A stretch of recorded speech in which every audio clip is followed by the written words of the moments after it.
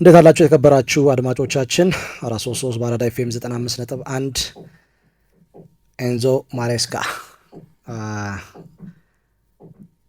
ጣሊያናዊ አሰልጣኝ እንግዲህ በቼልሲ ሁለተኛ ዓመታቸው ላይ ይገኛሉ። በመጀመሪያ ዓመታቸው እጅግ በጣም የተሳካ ጊዜያትን አሳልፈዋል። ቡድኑ በሻምፒየንስ ሊግ አሳትፈዋል። የአውሮፓ ኮንፈረንስ ሊግ ዋንጫ እንደዚሁም በአዲስ ቅርጽ የተጀመረውን የዓለም ክለቦች ዋንጫን የወቅቱን የአውሮፓ ሻምፒየንስ ሊግ አሸናፊ ፓሪስ ሴን ጀርመን በማሸነፍ ነው ዋንጫ ለቼልሲ ያመጡት። ቼልሲ ዋንጫ እጅግ በጣም አብዝቶ የሚወድ ቡድን ነው። በአሰልጣኝ ሮማን አብራሞቪች ዘመን አሰልጣኞች የሚለኩት በአጨዋወት ዘይቤያቸው አልነበረም፣ በሚያስገኙት ዋንጫ እንደነበር ይታወቃል። በኋላ ላይ የአጨዋወት ዘይቤን ከግምት ውስጥ አስገብተው ከጆዜ ሞሪኒዮ ጋር እንደተለያዩ ይታወቃል። ቼልሲ እና እንደዚሁም ጆዜ ሞሪኒዮ ወይም ሮማን አብራሞቪች አሰናብቷቸው እንደነበር የሚታወቅ ነው። የ45 ዓመቱ ጣሊያናዊ የቀድሞ የአማካይ ስፍራ ተጫዋች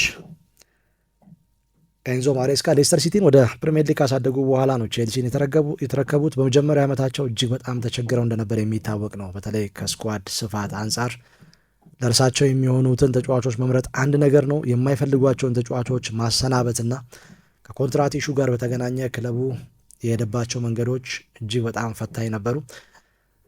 ዘንድሮ ግን ቡድኑን ቅርጽ አስይዘውታል። ምናልባት እንደ ችግር ሊነሳ የሚችለው መሪ ሊሆኑ የሚችሉ ተጫዋቾችን አለመያዙ ነው። እንደ መሪ ሊታይ የሚችለው ተጫዋች እንግዲህ ሪስ ጄምስ ነው፣ ከክለቡ ጋር ቆይታ ያደረገው ባለፉት ዓመታት። ሌሎቹ ተጫዋቾች ባለፉት 3 ዓመታት ከቶድ ቦሊሂ መምጣት በኋላ የፈረሙ ተጫዋቾች ናቸው። ክላስ ያላቸው ተጫዋቾች አሉ፣ የዛኑ ያህል በወጣቶች የተሞላ የ7-8 ዓመት ኮንትራት ፈርመው የመጡ ተጫዋቾች ናቸውና ይህንን ማኔጅ ማድረግ እጅግ በጣም ፈታኝ ነው።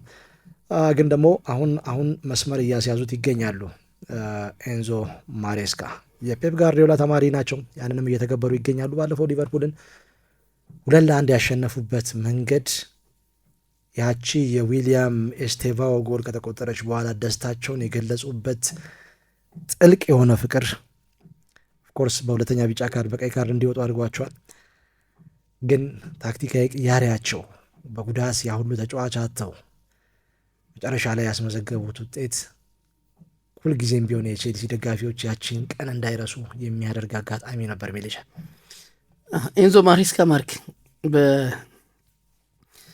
በጣሊያን እግር ኳስ ስማቸው በመጫወት በጉልህ ሳይነሳ ወደ ታላቅ አሰልጣኝነት እየተንደረደሩ ያሉ አሰልጣኝ ይመስላሉ። ማርክ እርግጥ ተጫውተው በተለያዩ ክለቦች ተጫውተው ነው ያሳለፉት። የተለያዩ ሀገራት ልምድም አላቸው። እንግዲህ ሚድፊልድ አማካይ እንደነበሩ ይታወቃል። የሚያስገርመው ማርክ የተለያየ ፖዚሽን ላይ ተጫውተዋል። የተከላካይ አማካይ፣ የአጥቂ አማካይ፣ ሌፍት ዊንገር፣ ራይት ዊንገር። ይሄ ብዙ የተለመደ አይደለም እና የተከላካይ አማካይና የአጥቂ አማካይ ሊጫወቱ ይችላሉ። ወይ ሴንተር ባክ፣ የተከላካይ አማካይ። ይሄ እንግዲህ የተለያዩ ተጫዋቾች ይህን ሲያደርጉ ተመልክተናል። ግን ሌፍት ዊንገርም ራይት ዊንገርም ሆኖ ደግሞ ሲጫወቱ ይታወቃል። በኤስ ሚላን ያደጉት በታዳጊነታቸው በሲኒየር ሌቭል በተለያዩ ክለቦች ተጫውተዋል። ምናልባት የእንግሊዝ እግር ኳስ ብዙ ያልፈተናቸው በእንግሊዝ ተጫውተው ማለፋቸው ይመስለኛል። ማርክ በዌስት ብሮሚች 1998 እስከ 2047 ያክል ጨዋታዎችን ተጫውተዋል ለዌስት ብሮሚች እና ያን ጊዜ እንግሊዝ እግር ኳስ የበለጠ ፊዚካል ላይ የሚያተኩር ነበር። የበለጠ ፊዚካል ላይ የሚያተኩር፣ ሜዳዎችም ለመጫወት ምቹ አልነበሩ፣ ዳይሬክት ኳሶች ይበዙ ነበር። ለጁቬንቱስ ተጫው፣ ፊዮረንቲና፣ ሲቪያ ደግሞ ወደ ስፔን ደግሞ ዋንዴ ራሞስ በዛ ዘመን የዩሮፓ ሊግ የዩኤፋ ካፕ በዛ ዘመን 2005 እስከ 2009 ተጫውተዋል ለሲቪያ። ዋንዴ ራሞስ ስር ብዙ ጨዋታ የተጫወቱት ለሲቪያ ነው። 96 ጨዋታ ለሲቪያ ተጫውተዋል። ማርክ ግን እኔ የተለያየ ቦታ የመጫወት ልምዳቸው በአሰልጣኝነታቸው ላይ የጨመረላቸው ብዙ ነገር ያለ ይመስለኛል። ማርክ በጣሊያን ተጫውተዋል። የጣሊያን እግር ኳስ የራሱ የሆነ የጨዋታ ስታይል አለው፣ የራሱ የሆነ ከለር አለው። በተለይ በታክቲክ በጣም የተመሰገነ ነው የጣሊያን እግር ኳስ። ከዛ ብዙ የወሰዱት ነገር አለ ብዬ ነው ማምነው። ማርክ ከዛ በኋላ ደግሞ ወደ ስፔን ሄደው ደግሞ በዚህ በፖሴሽን ፉትቦል በኳስ ቁጥጥር ላይ እምነት ያደረገ ሊግ ላይ ብዙ ጊዜ አሳልፈዋል። አንዴ ራሞስ በሊፒ ካርሎ አንቸሎቲ ማኑኤል ፔሌግሪኒ ስር መጫወታቸውም ጠቅሟቸዋል። በጣም እነዚህ በታክቲክ የበለጠ ዩኒቨርሲቲ የሆኑ ትልልቅ አሰልጣኞች ናቸው እና በእነሱ ስር በመስራታቸው የታክቲክ ልቀታቸው ላይ የበለጠ ትልቅ አስተዋጽኦ አድርገዋል። ደግሞ የሚከተሉት ስታይል ኦፍ ፕሌይ አሁን እሳቸው ከፔፕ ጋርዲዮላ ወስደውታል የሚባል ፖሴሽን ፉትቦል፣ ፖሴሽን ቤዝድ መሰረቱ ኳስ ቁጥጥርን ያደረገ የጨዋታ ስታይል በስፔን የበለጠ ብዙ እንዲማሩበት እድል ይሰጣቸዋል። ከጣሊያን እግር ኳስ የተለየ የጨዋታ መንገድ ጣሊያን ላይ ታክቲክ፣ እዚህ ፖሴሽን በጣም ይሄ በጣም የጠቀማቸው ይመስለኛል። ማርክ ኦሎምፒያኮስ ተጫውተዋል፣ ወደ ግሪክ የሚሄደው ከዚህም የሚያገኙት ነገር ሌላ አዲስ ኤክስፒሪየንስ ነውና ብዙ ከተለያየ ቦታ ይዘው የመጡትን የተጫዋችነት ልምድ በአሰልጣኝነት የበለጠ የሚጠቅማቸው ይመስለኛል። በአሰልጣኝነትም በሲቪያ አሲስታንት ኮች ሆኖ መስራት ችሏል ማለት ከፔፕ ጋርዲዮላ በፊት። ስለዚህ የስፔን እግር ኳስን የበለጠ ፔፕ ጋርዲዮላ ከፍ አድርጎት ፖሴሽን የበለጠ ከፍ ያለ የኳስ ቁጥጥር የሚተገብር አሰልጣኝ እንጂ የስፔን ክለብ ሆኖ አሁን አንዳንድ አሰልጣኞች የበለጠ ዲፌንሲቭ ስትራቴጂ ይዘው ሲገቡ መልሶ ማጥቃት አሁን በአንዳንድ አጋጣሚዎች ከመመልከታችን ውጪ በየትኛውም ስታንዳርድ ያለ የስፔን ክለብ በኳስ ቁጥጥር ላይ ያለው እምነት ከፍ ያለ ነው። ስለዚህ በሲቪያ አሲስታንት ኮች ሆኖ መስራታቸው የጠቀማቸው ነገር እንዳለ ግልጽ ነው። የመጡበት መንገድ ማርክ ጥሩ አሰልጣኝ ለመሆን በደንብ የሚያግዝ ነው። ከዛ በኋላ ወደ ዌስትሃም ዩናይትድ መጥተውም አሲስታንት ኮች ሆኖ መስራት ችለዋል። ልክ እንደ ማይክል አርቴታ ከፔፕ ጋርዲዮላ አይደለም ስልጠና ነው የጀመሩት። የሱ ተጽዕኖ ከፍ ብሎ ቢታይም በአሰልጣኝነት ህይወታቸው ላይ ግን የበለጠ ብዙ ኤክስፒሪየንስ አላቸው ወደ እሱም ከመምጣታቸው በፊት። ከዛ በኋላ በማንቸስተር ሲቲም ዩ20 ሰሪውን አሰልጥነዋል ማርክ። ይህም ቀላል ኤክስፒሪየንስ አይደለም። ፓርማ ሄደው ከመጡ በኋላ ነው የፔፕ ጋርዲዮላ አሲስታንት ኮች የሆኑት። ስለዚህ ከዛ በፊት ብዙ ኤክስፒሪየንስ አላቸው ማርክ። ከፔፕ ጋርዲዮላ የተቀዳ ብቻ የጨዋታ ስታይል የሚከተሉ አይደሉም። የበለጠ ብዙ ቦታ ዞረው መጥተዋል። ያው የሱ ተጽዕኖ ዝቅ ባሉ ቡድኖች ውስጥ ራሳቸውን ፈትነዋል። የእድሜ እርከን ቡድን ጨምሮ ነው። ሌስተር ሲቲ በሂደት ነው ትምህርት የወሰዱት። በአንድ ጊዜ በላይኛው የስልጠና እርከን ላይ አልተቀመጡ። ይሄ የበለጠ አሰልጣኙን ብቁ እንዲሆኑ የሚያግዛቸው ይመስለኛል ማርክ። በጣሊያን እግር ኳስ እንግዲህ የታክቲክ ጉዳዮች ቅድም ያነሳ ነው። በጣም በትልልቅ አሰልጣኞች መሰልጠናቸው ታክቲካሊ የበለጠ አሰልጣኙ ብቁ እንዲሆኑ የሚያግዝ መሆኑ እንዳለ ሆኖ የጣሊያናውያን በየትኛውም ሌቭል ተጫዋች ያሳለፈን ጣሊያናዊ ተጫዋች የበለጠ በአሰልጣኝነት እንዲጎለብት የሚያደርግ ትልቅ የስልጠና ማዕከል አላቸው ማርክ። ኮቨርቺያኖ ብዙዎች የሚመሰክሩለት ነው። እንግዲህ ለ2 ዓመት ያክል እንደገና የተጫወቱበት መንገድ እና ሲደመር ከኮቨርቺያኖ የሚያገኙት ስልጠና የበለጠ ብቁ አሰልጣኝ እንዲሆኑ ያገዛቸዋልና በዚህ ሁሉ ተፈትነው የመጡ አሰልጣኝ ናቸው። ኤንዞ ማሬስካ የቸልሲ ኬሪየራቸው እንግዲህ ምን በርካታ ተጫዋቾች የሚወጡበት የሚገቡበት ቡድን ሆነዋል ማለት ከ30 በላይ ማኔጅ ለማድረግ ለየትኛውም አሰልጣኝ ከባድ ነው። እንደ ቼልሲ አይነት ቡድኖች የበለጠ ስታብሊሽ ያደረጉ አሰልጣኞች ፊት የሚያደርጉበት እንጂ ለራሳቸው አይነት ወጣት አሰልጣኝ በጣም ከባድ ነው። ግን ያንን ማኔጅ ማድረግ ችለዋል በመጀመሪያ ዓመታቸው። እስቲ ማርክ እንግዲህ አንደኛው ስኬታማ አሰልጣኝ ወደ ውጤት እየተንደረደረ ያለ ምርጥ ቡድን እየሰራ ያለው አሰልጣኝ ማይክል አርቴታ ነው። የማይክል አርቴታን የመሃል ተከላካዮች የዊሊያም ሳሊባንና የጋብሪኤል ማጋሊሽን ጌም ታይምና ኤንዞ ማሬስካ ቸልሲን ከተረከቡ ጊዜ ጀምሮ በቸልሲ የመሃል ተከላካይ ያለውን ተለዋዋጭነት አስበውና እንዴት አድርገው ቡድን መስራት እንደሚችሉ በእግር ኳስ ልዩነቱ እጅግ በጣም ሰፊ ነው። በተለይ በሊቨርፑሉ ጨዋታ ያሳዩት ኳሊቲ እጅግ በጣም ድንቅ ነው። እንግዲህ ሌቪ ኮልዌል የለም፣ ዌዝሊ ፎፋና የመጀመሪያ ተመራጭ እነኚህ ናቸው። ቶሲን አዳራቢዮዮ ሌላኛው ተመራጭ ነው፣ እሱም አልነበረም በዛ ጨዋታ ላይ።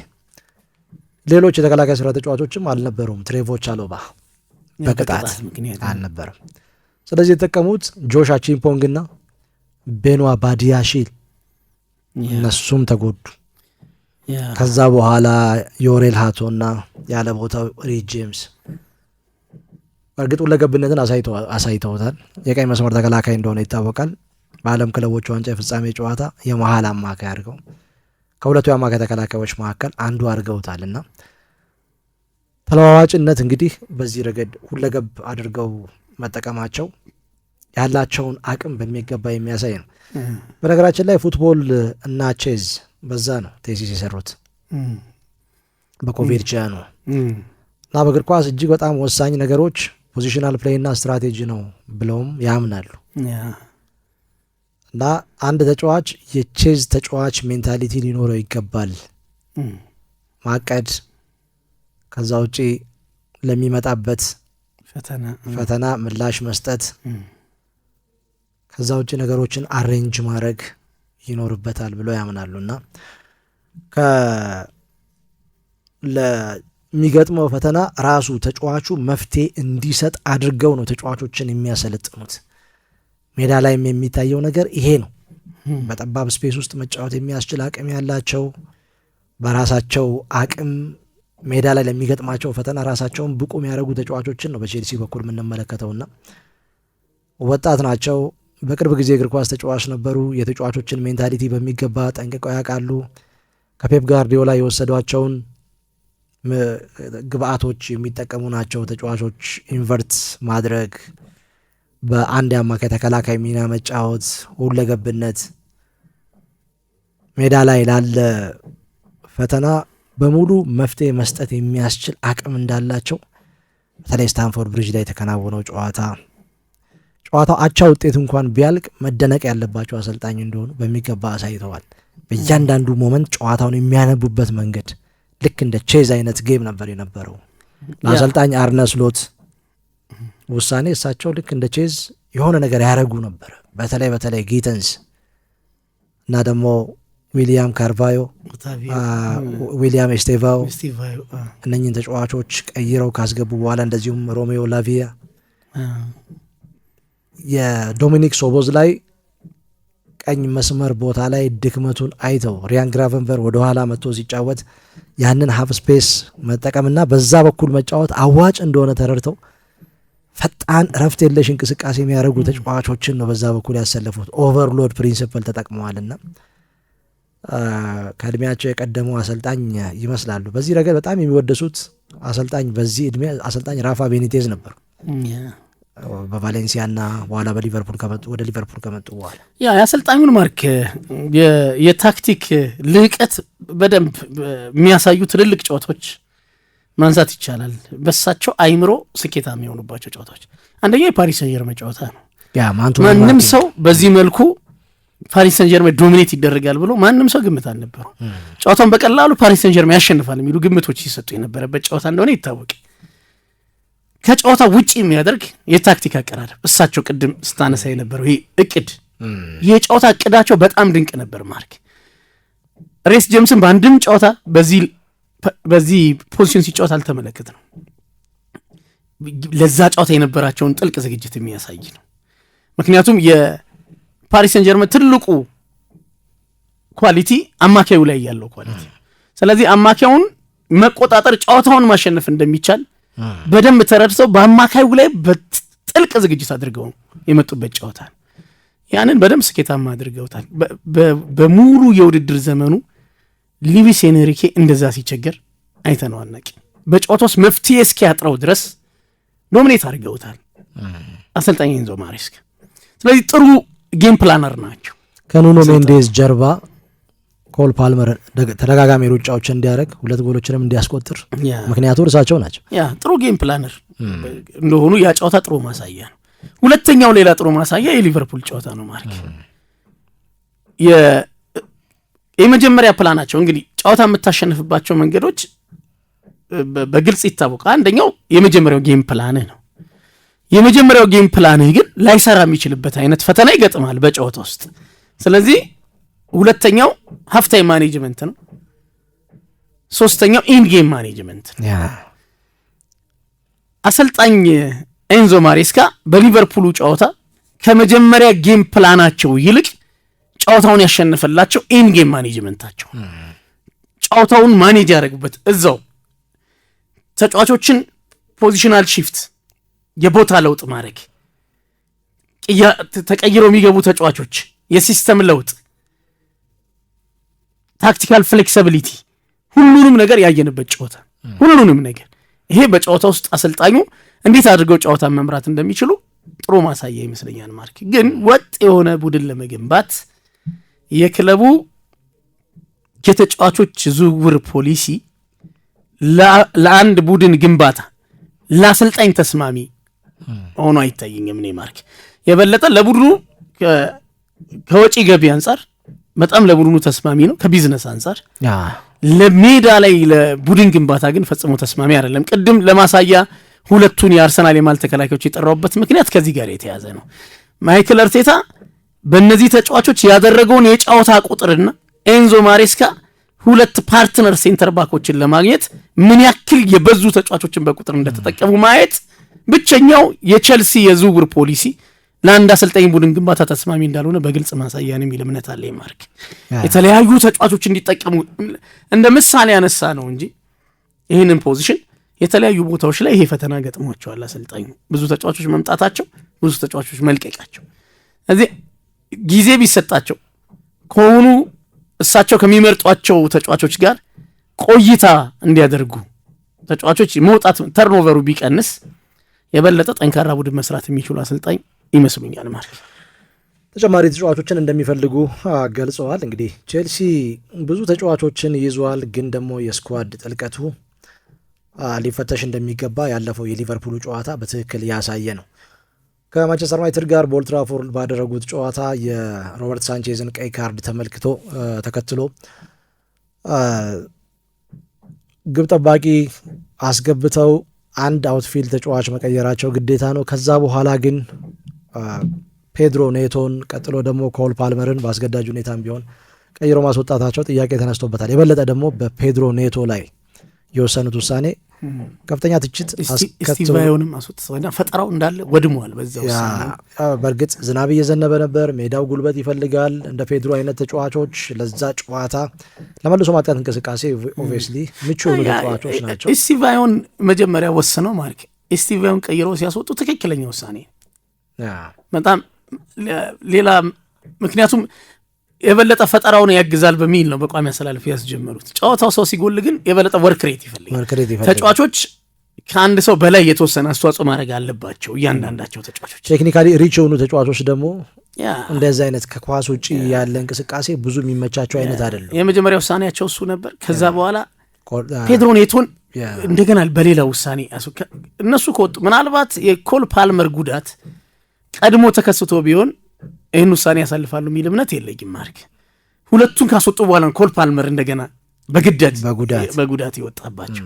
ስለዚህ ነገሮች በሙሉ ከጠበቁት አቅጣጫ ውጭ እንዲሄድባቸው ተገደዋል በዛ ውሳኔያቸው። እሳቸውም ትልቁ ሌላኛው ኳሊቲያቸው ማርክ እያንዳንዱ ነገር ፌስ ማድረግ መጋፈጥ ችግር ያለባቸው አይነት አሰልጣኝ አይደሉም። ከጨዋታው በኋላ ውሳኔያቸው ስህተት እንደነበር በአደባባይ ራሳቸው ተናግረዋልና ይህም የአሰልጣኙን ኳሊቲ በደንብ የሚያሳይ ይመስለኛል። ከካርዶች ጋር በተገናኘም ተደጋጋሚ ቀይ ካርዶች በታዩ ጊዜ ያው ውጤት ሲመጣ አሰልጣኙ ሲጠፋም አሰልጣኙ ነው የሚተቸው።